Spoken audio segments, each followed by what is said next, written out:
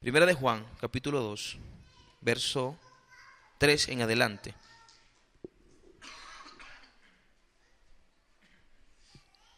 ¿Y lo tienen? Dice de la siguiente manera: y en esto sabemos que nosotros le conocemos si guardamos sus mandamientos. El que dice, yo le conozco, y no guarda sus mandamientos, el tal es mentiroso, y la verdad no está en él. Pero el que guarda su palabra, en este verdaderamente el amor de Dios se ha perfeccionado. Por esto sabemos que estamos en él. El que dice que permanece en él debe andar como él anduvo. Hermanos, no os escribo mandamiento nuevo, sino el mandamiento antiguo que habéis tenido desde el principio. Ese mandamiento antiguo es la palabra que habéis oído desde el principio. Sin embargo, os escribo un mandamiento nuevo, que es verdadero en él y en vosotros, porque las tinieblas van pasando y la luz verdadera ya alumbra. El que dice que está en la luz y aborrece a su hermano, está todavía en tinieblas. El que ama a su hermano permanece en la luz y en él no hay tropiezo. Pero el que aborrece a su hermano está en tinieblas y anda en tinieblas y no sabe a dónde va, porque las tinieblas le han cegado los ojos. Hasta allí la palabra. Puede sentarse.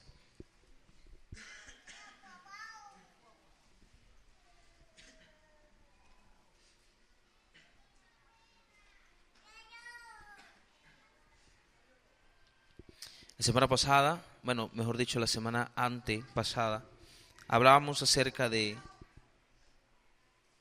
andar en la luz, de caminar en la luz, de que si afirmábamos y decíamos que teníamos comunión con Dios, que caminábamos con Dios, que estábamos unidos a Cristo, pero nuestras acciones eran como las de alguien que anda en tinieblas, que anda oscurecido por el pecado. Dice la palabra que somos unos mentirosos y la verdad de Dios no está en nosotros y por ende no practicamos la verdad. Hablábamos de la responsabilidad de poder permanecer firmes en la luz que es Cristo Jesús. Que si andábamos verdaderamente en la luz, si teníamos verdaderamente una unión con Dios, dice que gozábamos de comunión con los hermanos, con el cuerpo de Cristo. Dice, tenemos comunión unos con otros. Y no solo eso, sino que la sangre de Jesús nos ha limpiado de pecado. Que si comprobamos, que si andamos en la luz, que si andamos en Cristo, que si seguimos el mismo sendero de Dios, comprobamos que la sangre de Jesús nos ha limpiado. Y parte de ese mensaje tiene relación con lo que vamos a hablar en esta noche. Aquí Juan está tratando un punto muy importante relacionado con la falsa doctrina que ya hemos mencionado en predicaciones anteriores. Les recuerdo que esta falsa o esta secta que se había mezclado en estas congregaciones tenía que ver con lo que en la iglesia del primer siglo se conoció como el gnosticismo. Y la palabra gnosticismo viene del término griego gnosis, que significa conocimiento. Estas personas creían que podían alcanzar un estado espiritual muy elevado solamente con la iluminación mental, por medio del conocimiento intelectual. Ellos no estaban enseñando nada de lo que enseña la Escritura, de cómo vivir una vida íntegra, de cómo vivir una vida santa, de cómo apartarse del pecado. No, ellos decían que ellos podían vivir espiritualmente o ser personas muy espirituales solamente con el conocimiento intelectual, o lo que ellos llamaban la iluminación mental. Y bueno, y muchas otras cosas acerca del conocimiento. Recuerden que también hablaban de que como el espíritu es esencialmente bueno y nada de lo que nuestra carne haga puede afectar al espíritu, por lo tanto, cualquier acción que yo cometa no se define como pecado, porque no puedo contaminar a mi espíritu con lo que yo haga. O sea, en esencia ellos decían que no tenían pecado. Y Juan escribe, no. Cualquiera que diga que no tiene pecado es un mentiroso. Mas aquel que reconozca sus pecados y los confiesa ante Dios es perdonado. Así que en resumen, estas personas promovían un estilo de vida totalmente inmoral. Falta de rectitud, falta de obediencia al Señor. Y ellos creían que podían vivir vidas ejemplares o podían vivir de la manera correcta solamente a través de un conocimiento, podría decirse vago, pero no de Dios. Y eso tiene cierta relación con lo que Juan está escribiendo aquí, porque fíjese cómo inicia este versículo 3 donde él dice, y en esto sabemos que le conocemos. Aquí le está hablando de conocer a Dios. Estas personas afirmaban conocer a Dios. Pero aquí le está diciendo, hay una sola manera en la que podamos conocer a Dios.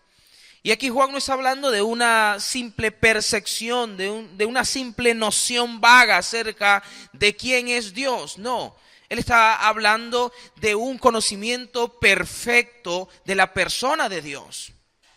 Él está hablando de una experiencia con la persona del Señor en la que tú conoces íntimamente el carácter de Dios, la voluntad de Dios.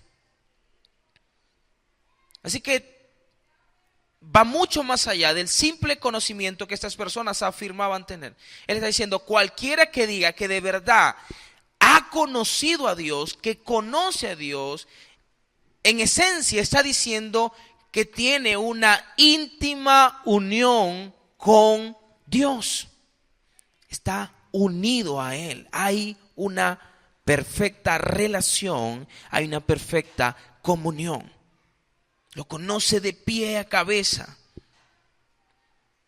Pero Juan es claro cuando establece que la única manera en la que podamos conocer a Dios es guardando sus mandamientos. Es a través de la iluminación mental, decía él. Es a través de su ley. Cualquiera que ame su ley, cualquiera que ame sus estatutos, sus mandamientos, ha llegado a conocerle. No hay otro medio, dice Juan, no hay otro recurso, no hay otra forma de alcanzar el conocimiento pleno de Dios a menos que sea por su palabra. Y cualquiera que diga que conoce a Dios, es decir, cualquiera que diga que está unido a Dios, que tiene comunión con el Padre, pero no ha guardado su palabra, es un mentiroso.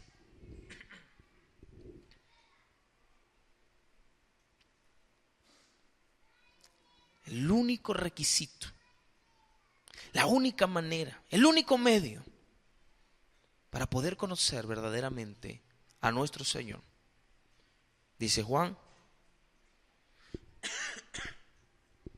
es a través de su palabra, es a través de sus mandamientos. Ahora le está diciendo, si guardamos sus mandamientos. ¿A qué se está refiriendo él con guardar los mandamientos de Dios? ¿Qué me dicen ustedes? ¿A qué se está refiriendo él? con guardar los mandamientos de Dios.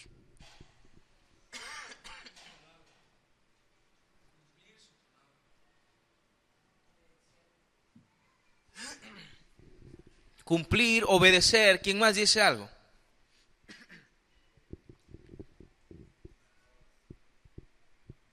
¿Más nadie?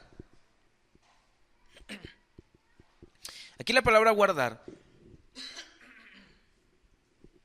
es la palabra griega tereo, que significa vigilar, observar, custodiar. Es lo que está diciendo. Es cualquiera que pone continuamente su mirada a la ley de Dios.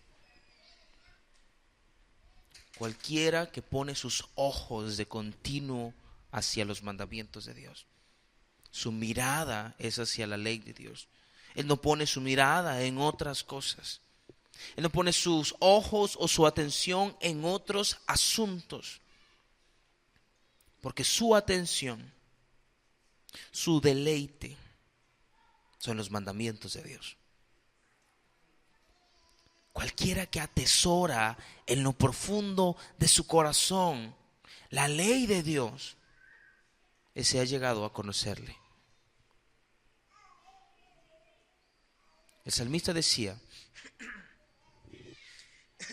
en el Salmo 1, siempre me gusta ese salmo, siempre se lo leo a mi hijo, no cada noche, cada vez que me acuerdo de leerle la Biblia, porque no voy a negar que no es todas las noches. Pero cuando me acerco a él a leerle la Biblia, la mayor parte de las veces le leo el Salmo 1. No sé, me gusta mucho ese salmo y después de que termino de leérselo a él, me quedo yo un rato repasándolo nuevamente y meditando sobre lo que allí enseña. Es maravilloso realmente. Allí el salmista está diciendo, el hombre bienaventurado. La palabra bienaventurado es dichoso, alguien que alcanza la felicidad. Dice, bienaventurado es aquel que no anduvo en el consejo de los malos, que no dirigió su camino por el sendero de los malvados, cuya compañía no fue la de los escarnecedores, que significa los burladores. No, sino que su deleite, escuche, sino que su atención estaba en la ley del Señor. En esa ley él se deleitaba de día y de noche. Estamos hablando de alguien que le ha dado la espalda al mundo, a cualquier clase o cualquier tipo de sistema terrenal. Su mirada no está en este mundo, su mirada está en Dios, en los mandamientos de Dios. Y dice que en ellos medita de día y de noche. Nosotros leemos la Biblia a veces una vez al día. La mañana cuando nos levantamos y ya, gloria al Señor.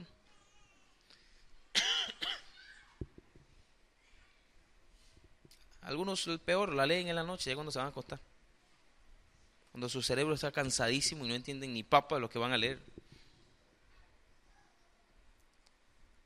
Dice, ese hombre será tan firme y tan fructífero como el árbol que es plantado a orillas de un río con fuertes corrientes de agua. Ese árbol da continuamente fruto a su tiempo. Su naturaleza es prosperar. Pero aquí no estamos hablando de la prosperidad que ya me imagino que algunos se están imaginando. No. Estamos hablando de que es un árbol que continuamente prospera. ¿Por qué? Porque continuamente da fruto. No se seca, no se marchita. continuamente está dando fruto deseable. Y sus raíces están fortalecidas. Esa es la persona, dice, que ha encontrado su gozo, su regocijo, su pasión en la ley de Dios. Hace días me topé, me lo recomendaron y comencé a leerlo, el Salmo 119. ¿Cuántos han oído hablar del Salmo 119? Yo creo que todos hemos oído hablar del Salmo 119. Pero yo creo que escasas personas se han tomado el atrevimiento a leer el Salmo 119. Escuchamos el Salmo 19, ja, ja, ja, ja, ja, sí, porque es muy largo. Eso es todo. Lo único que conocemos de él. Se lo digo con toda la propiedad del mundo, porque no fue hasta unos días atrás que me di cuenta, primero porque me dijeron y después porque lo leí, que el Salmo 119, todo el Salmo 119, está compuesto de puros versículos acerca de los mandamientos de Dios. El Salmo 119 está compuesto por todo el alfabeto hebreo, desde la palabra Aleph hasta la palabra Tua o Tau, que es como decir la A la Z, alfa y omega en el griego. Y cada letra del abecedario es cada sección en el Salmo y está compuesta por 8 versículos. Dese cuenta. Por decir, la primera letra, que es Aleph, son 8 versículos. Luego viene la segunda palabra, Bet, son 8 versículos. Y así sucesivamente hasta que llega a la última palabra. Y cada una está compuesta por 8 versículos, en las que el salmista habla una y otra vez del mandamiento de Dios, de la ley de Dios, de sus estatutos, de cómo guardarlos, de cómo atesorarlos para sí. Y creo que el único versículo que siempre me he recordado del Salmo 119 es el versículo 105, que dice que la palabra de Dios es lámpara a los pies. Dice que es una lumbrera, es como una linterna, como un faro que ilumina todo mi camino. Dice, no me hace tropezar, sino que me muestra la senda de la justicia para no desviarme, sino seguir el camino que Dios ha dispuesto para mí. Esa es su palabra. Y cualquiera que se deleita en ella, cualquiera que vive la palabra, cualquiera que la atesora para sí y medita en ella de día y de noche, alcanza felicidad y prosperidad.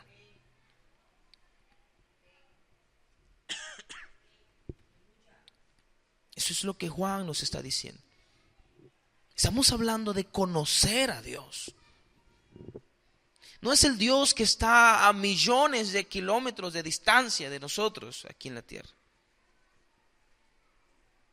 No, estamos hablando de aquel, de nuestro Padre, a quien nosotros acudimos todos los días. Él nos dice en su palabra que podemos entrar confiadamente al trono de la gracia. Podemos llegar y decirle, Padre mío.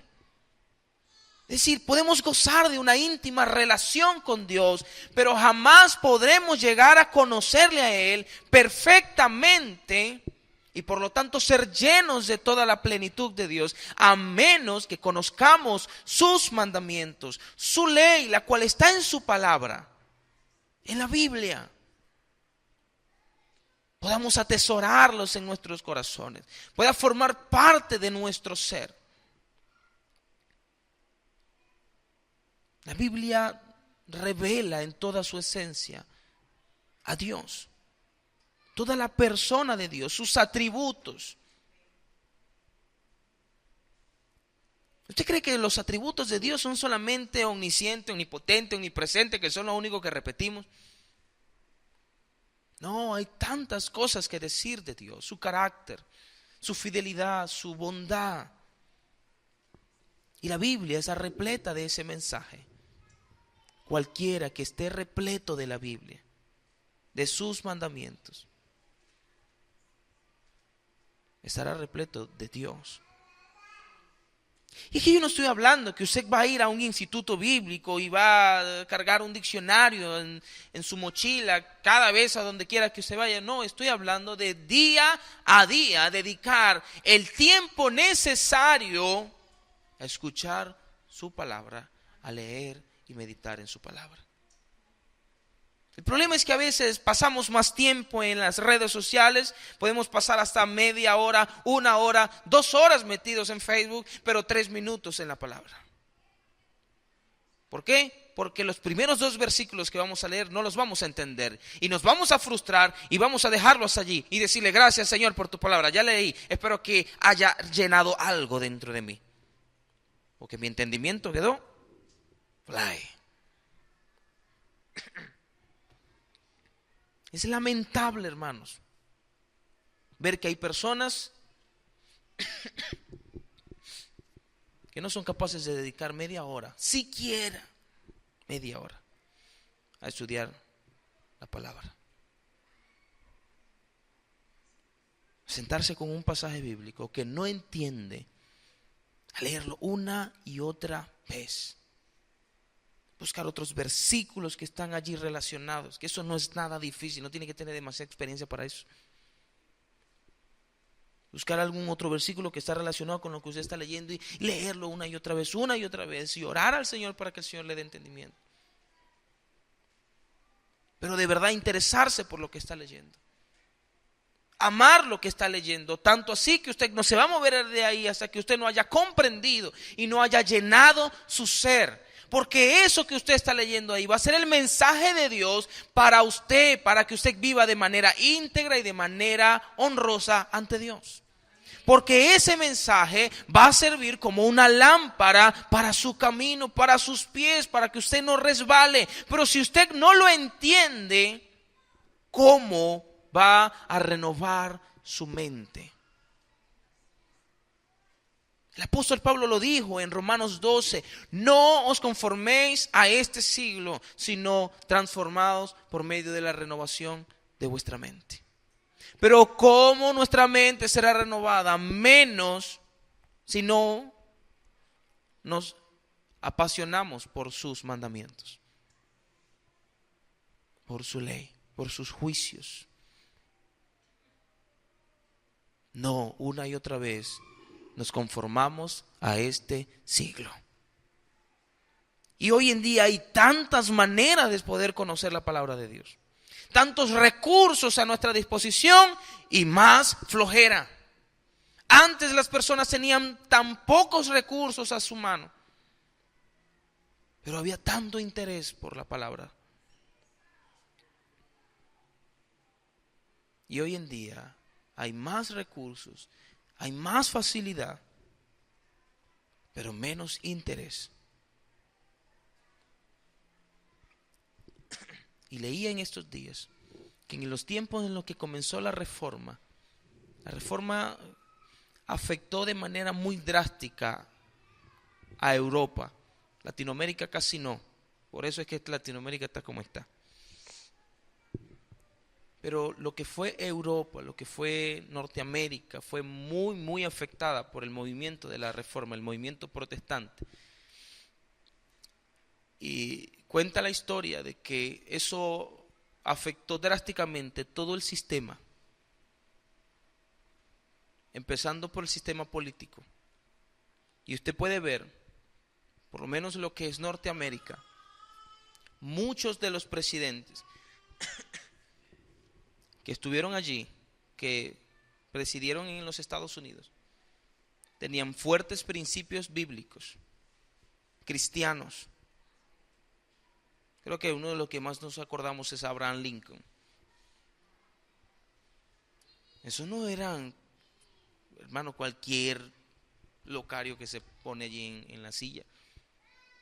Eran personas no solamente con conocimiento, no estoy hablando de su preparación académica, no, estamos hablando de personas que tenían valores cristianos y que lo que hablaban era de Dios.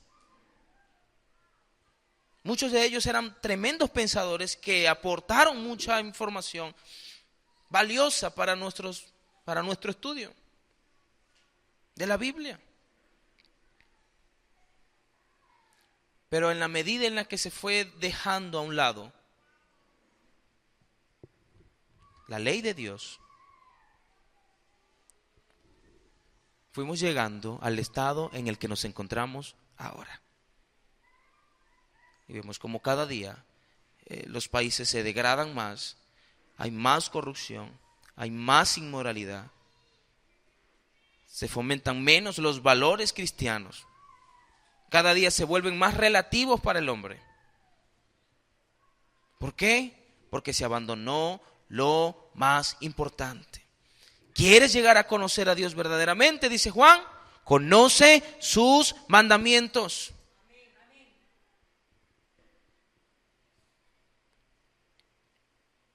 Conócele verdaderamente. Pero como dije, no es una simple preparación académica. No es que usted va a ir a un seminario y va a leer la Biblia del Génesis al Apocalipsis y al año va a sentirse lleno de Dios porque usted se leyó toda la Biblia completa. No. Estamos hablando de que no importa cuánto tiempo le dedique al día, a 3 versículos nada más, pero se los voy a dedicar, le voy a dedicar el tiempo necesario porque yo quiero entender qué es lo que Dios está hablando a mi vida allí. Y les parecerá mentira, pero a veces es necesario dedicar, si es posible, 1 hora o más de 1 hora a entender 2 simples versículos.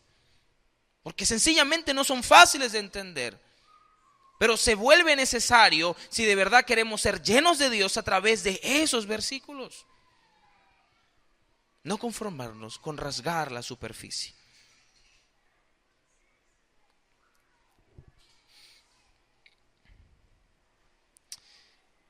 Versículo 5 dice, pero el que guarda su palabra, en él verdaderamente el amor de Dios se ha perfeccionado. En esto sabemos que estamos en él. Efesios 3:19, si no me equivoco, dice que podamos llegar a conocer. Dice, y de comprender, creo que es el 18, dice, y de comprender cuál es la anchura, la longitud, la profundidad, la altura, dice. Y de conocer el amor de Cristo que excede a todo conocimiento. Y entonces podamos ser llenos de la plenitud de Dios. Aquí hay algo muy interesante y es que lo que Juan está diciendo es que el conocimiento que nosotros vamos a adquirir de Dios, que está en guardar sus mandamientos, es conocer el amor de Cristo. Y aquí le está siendo muy específico. No estamos hablando de cualquier otro conocimiento, no estamos hablando ni siquiera de estudiar las diferentes disciplinas y ciencias que existen en el mundo. No, estamos hablando de conocer una cosa que se conoce a través de la palabra, a través de sus mandamientos. Una cosa, dice, el amor de Cristo. Allí está siendo más específico que nunca. Porque no todo el mundo llega a conocer entonces a Dios. Ni siquiera dentro de las iglesias se llega entonces a conocer a Dios verdaderamente. Solo aquel que ha conocido el amor de Cristo. Es decir, aquel que ha sido lleno del amor de Cristo. Aquel que ha experimentado el amor de Cristo en su vida. Es aquel que ha sido lleno, dice, de la plenitud de Dios. Todo Dios, su persona, su carácter, su voluntad, ahora se han derramado sobre mi vida por cuanto he conocido su amor. Y esa es la evidencia, dice Juan, de que estamos en él. Hermanos, si nuestra doctrina,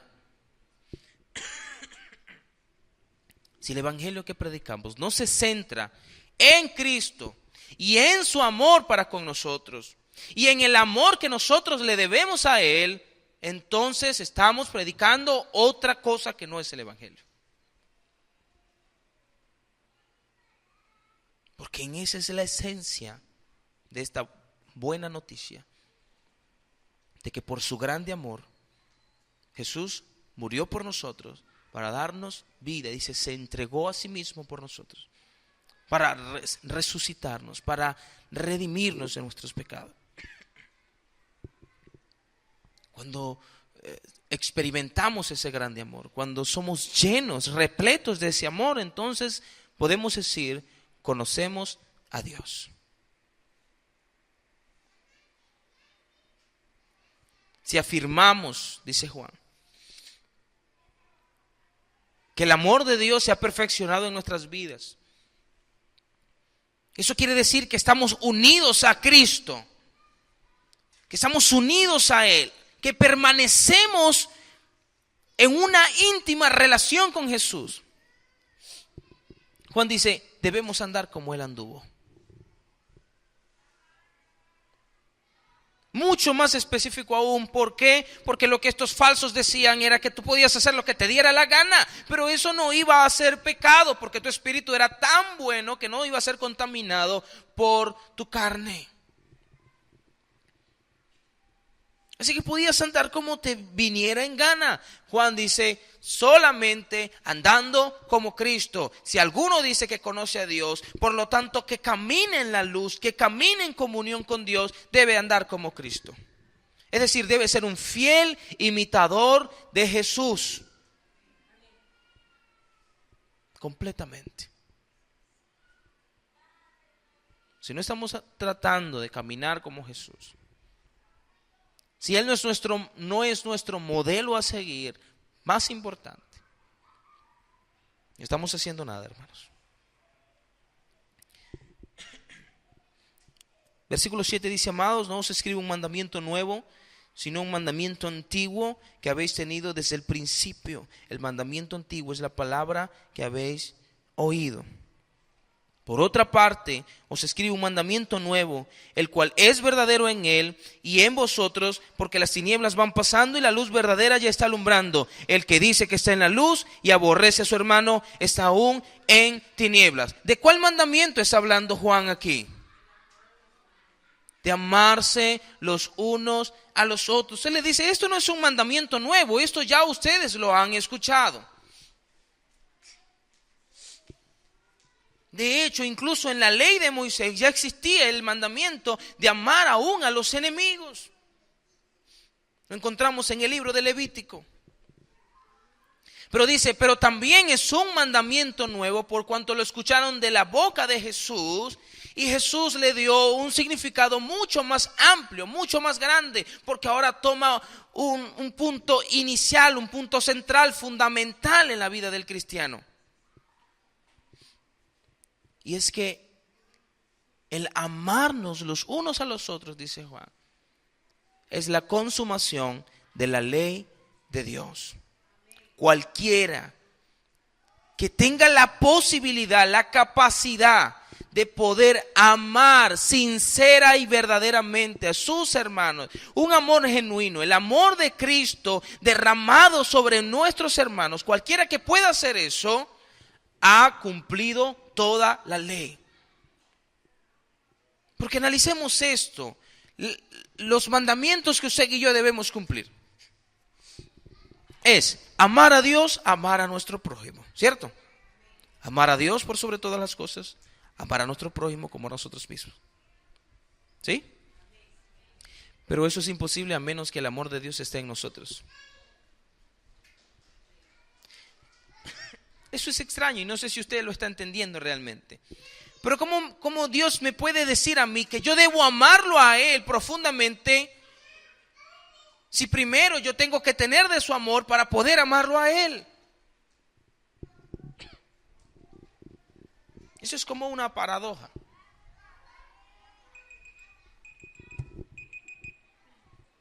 Eso no es la alarma, hermano. Bájate, me decía. No se preocupe que lo puse 5 minutos antes.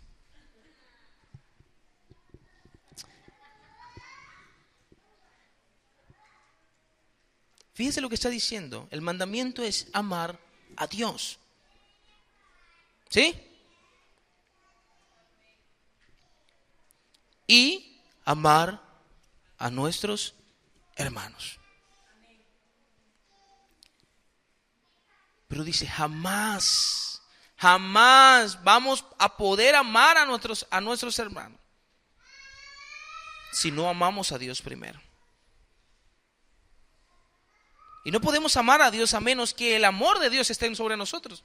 De hecho, más adelante en el mismo libro de Primera de Juan dice, en esto consiste el amor a Dios. Es decir, el amor que tenemos hacia Dios consiste o consistió desde el principio en que Él nos amó primero.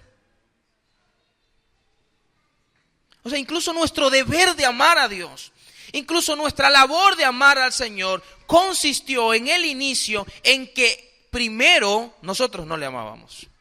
No sé si me va a entender lo que estoy diciendo. Dice, pero el amor que nosotros tenemos para con Dios consistió en el hecho de que no amábamos a Dios. Por lo tanto, Él nos amó primero. Es decir, su amor primero tuvo que existir en nosotros para que entonces nosotros pudiéramos con libertad, con deseo, poder amarle a Él.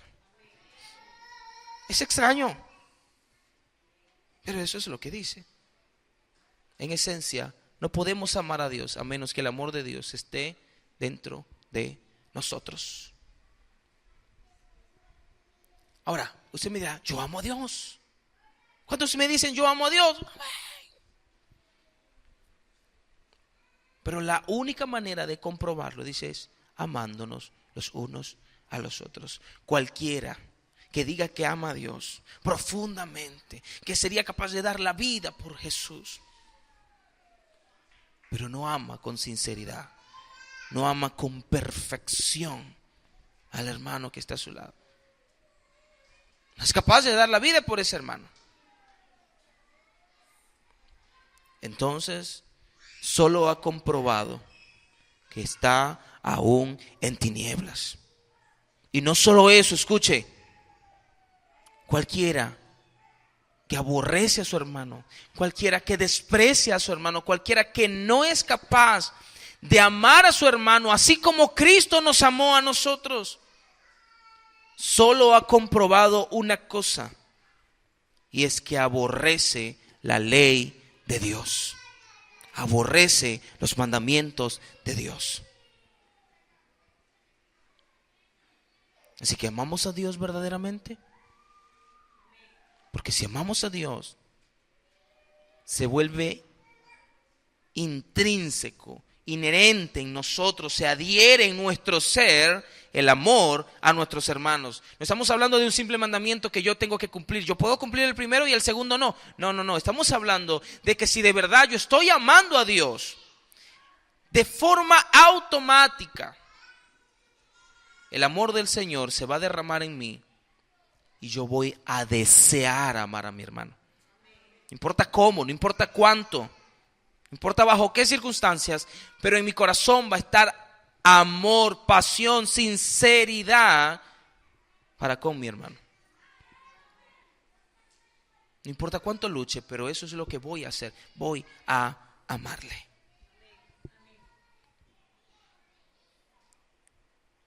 El que ama a su hermano permanece en la luz y no hay causa de tropiezo en él. Dice, aquel que dice que ama a Dios, pero aborrece a su hermano, está aún en la oscuridad. No ha sido alumbrado por la luz del Señor, sino que está cegado por las tinieblas. Dice, y anda en las tinieblas. Es decir, sus sendas, su camino es de continuo lo malo. Su camino es continuamente hacia la oscuridad, hacia el pecado. ¿Por qué? Porque está cegado y él no sabe a dónde va. Porque las mismas tinieblas le han cubierto los ojos.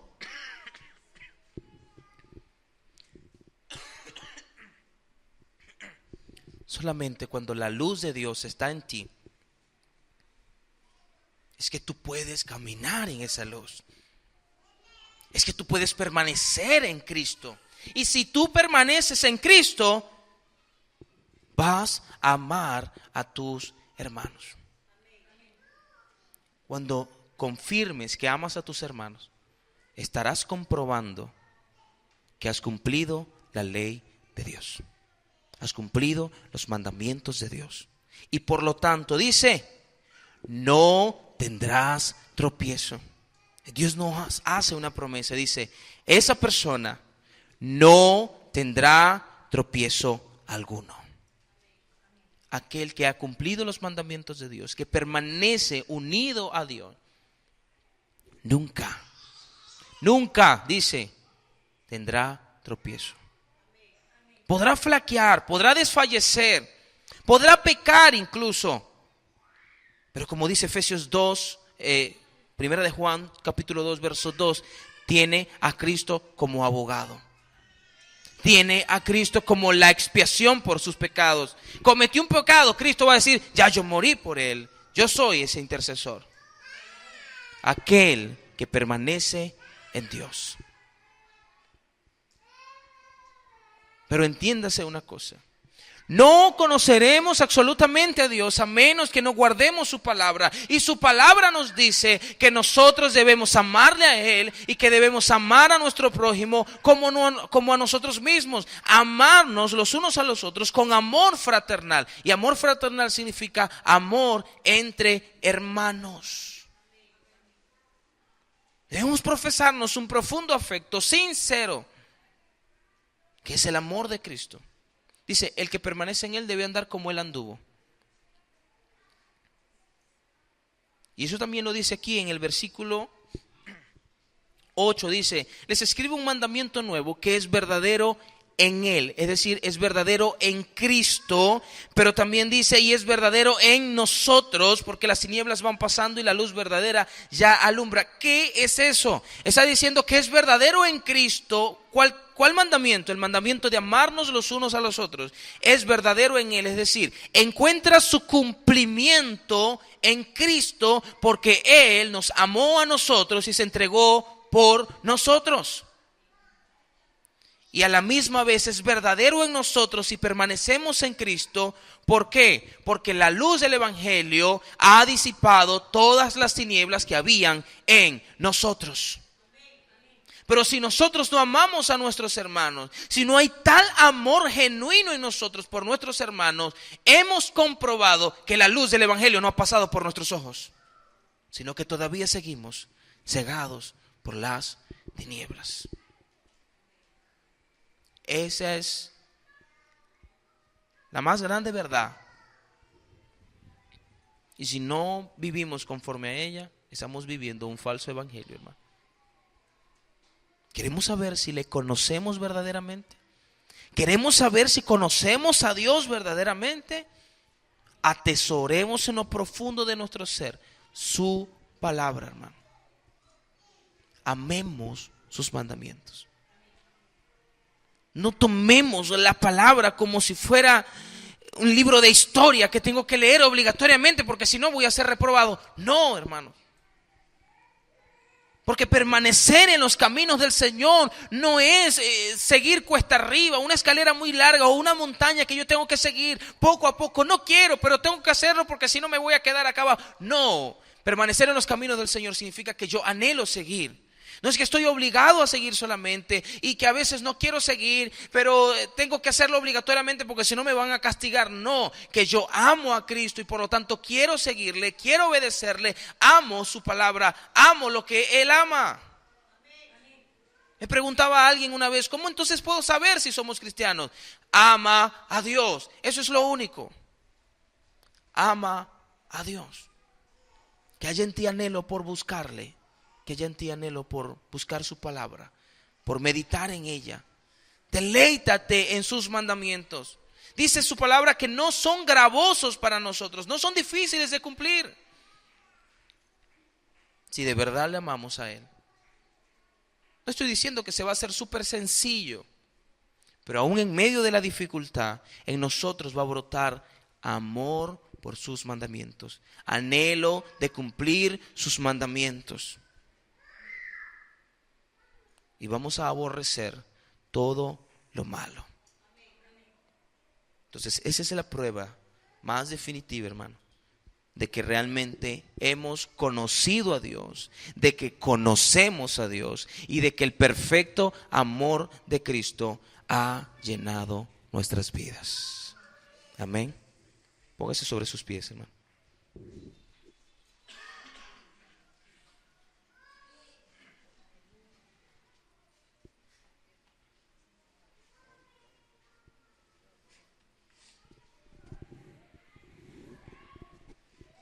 Vamos a orar. Los veo todos como que sí.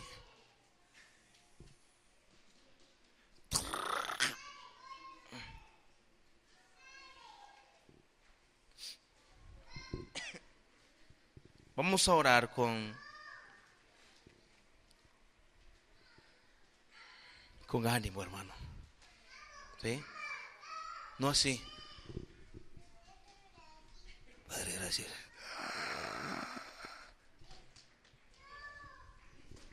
Hermano, se lo digo con sinceridad, yo hice eso y no era porque quería orar con más intimidad, no, era porque tenía sueño.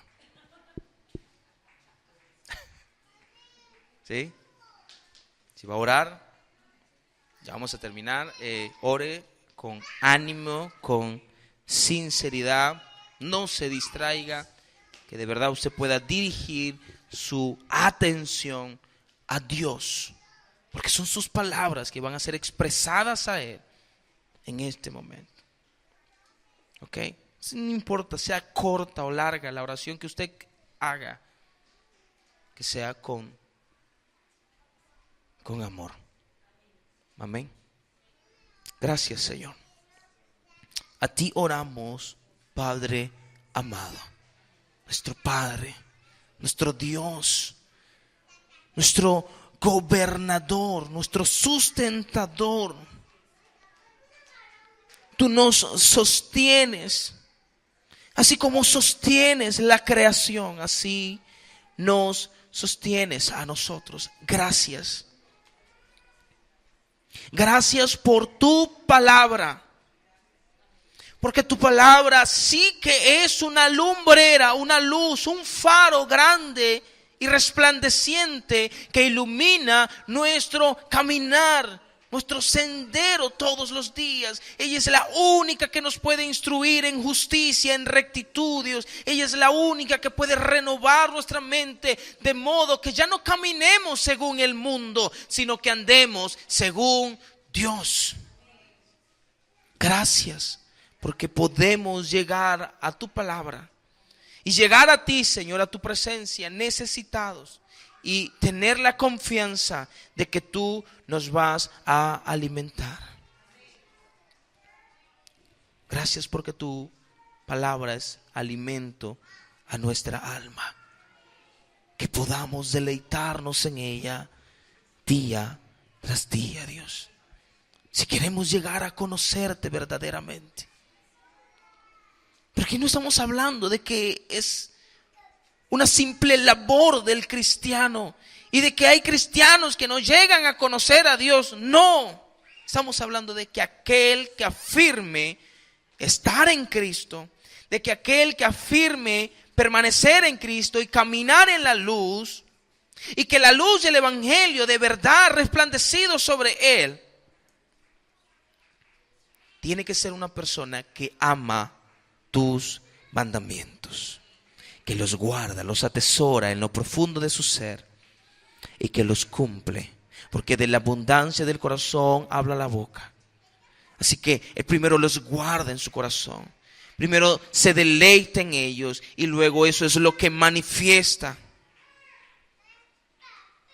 Señor, que tu amor se manifieste en nuestras vidas como ese fruto del Espíritu, mi Dios, que da testimonio, que da evidencia de que de verdad te conocemos y de que tu amor ha llenado nuestras vidas. Padre, guíanos más hacia el conocimiento de ti, que podamos conocer tu voluntad, mi Dios, buena, agradable y perfecta. Y de esa manera nos mantengamos firmes y no seamos engañados por los falsos maestros, por las falsedades que cada día brotan como lepra, como una enfermedad, como un virus Que podamos mantenernos firmes, Señor, y resistir en el nombre de Jesús. Toda gloria es para ti. Todo honor te pertenece a ti. Gracias te damos, Señor. Gracias te damos. Amén.